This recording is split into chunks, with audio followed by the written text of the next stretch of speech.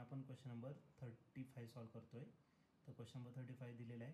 A liquid drop having surface energy E is spread into 216 droplets of the same size. तर एक liquid drop दिलेलं आहे ज्याची surface energy किती येतं E इतकी आणि तो स्प्रेड होतं 216 ड्रॉपलेट, प्रत्येकाची साईज सारखीच आहे.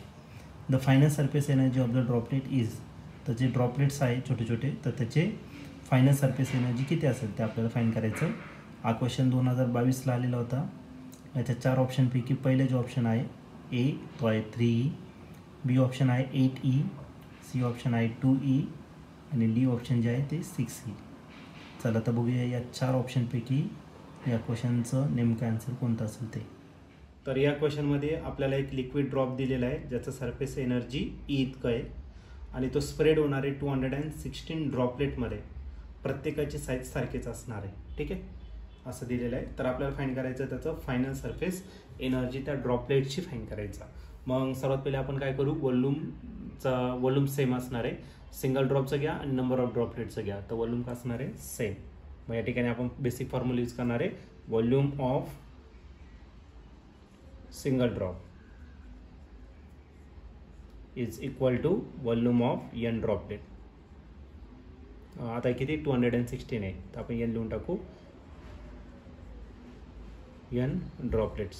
ओके, सिंगल ड्रॉप जर घेतला तर सिंगल ड्रॉपचं जे वॉल्यूम असणार ते किती असेल 4/3 πr³ आणि एक सिंगल ड्रॉप जर घेतला याच्यातला ड्रॉपलेटमधला तर त्याचा वॉल्यूम असेल 4/3 πr³. अशी किती ड्रॉपलेट आहे 216. मग 216 आहे त्याला काय करावं लागेल आपल्याला मल्टिप्लाय. 4/3 काय आला कॅन्सर. मग r³ जो आहे तो किती आला तर 216 स्मॉल r³.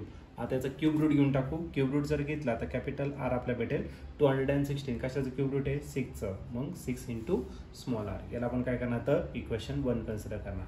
सुरुवातीची जी एनर्जी आहे ती E जेव्हा सिंगल ड्रॉप होता आणि एनर्जीचा फॉर्म्युला काय असतो T × area, surface area T × dA. Okay, surface area किती असणार मोठ्या ड्रॉपचा तर तो असेल 4π कॅपिटल R². काय अडचण नाही. याला इक्वेशन नंबर काय करू आपण 2 कन्सिडर करू.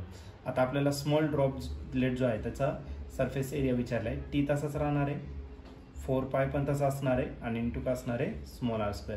पण हे एका ड्रॉपचं झालं. असे किती ड्रॉप्स आहे आपल्याकडे तर टोटल 216 आहे. तर 216 आहे त्याला मल्टिप्लाय करावं लागेल. ओके, मग नवीन जी एनर्जी आहे E1 तो T × 4π. हा जो स्मॉल r आहे या इक्वेशन नंबर 1 वरून आपण त्याला कॅपिटल R मध्ये कन्वर्ट करू शकतो. 6 इकडे मल्टिप्लाय, इकडे काय करा डिवाइड. मग स्मॉल r च्या जागा टाकणार कॅपिटल R / 6. त्याचं काय करायचं आपल्याला स्क्वेअर.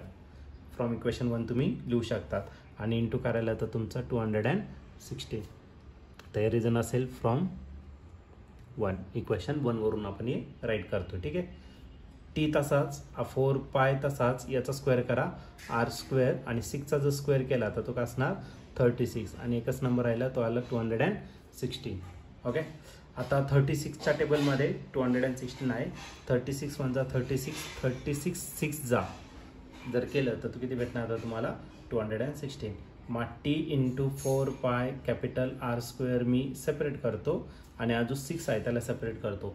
ही जी ब्रॅकेटची जी टर्म आहे T × 4π R² तर ते इक्वेशन नंबर 1 मध्ये तुम्हाला दिसतंय, सॉरी इक्वेशन नंबर 2 मध्ये. तर इक्वेशन नंबर 2 काय E, तर याला आपण E ने रिप्लेस करू आणि हा करायला 6. मग झाला 6E. तरी कुठून लिहिता येईल तुम्हाला फ्रॉम इक्वेशन 2 मधून. ठीक आहे, तर या ठिकाणी जो नवीन एनर्जी असणार त्या ड्रॉपलेटची ती ड्रॉपलेटची एनर्जी असेल 6E इतकी असेल. आणि जर तुम्ही ऑप्शन जर चेक केलं तर ऑप्शन नंबर D जो आहे तो या ठिकाणी करेक्टली मॅच होतोय. म्हणजे या क्वेश्चनचं जे आन्सर असणार ते ऑप्शन D असेल. ऑप्शन D त्याचं करेक्ट ऑप्शन म्हणजे 6E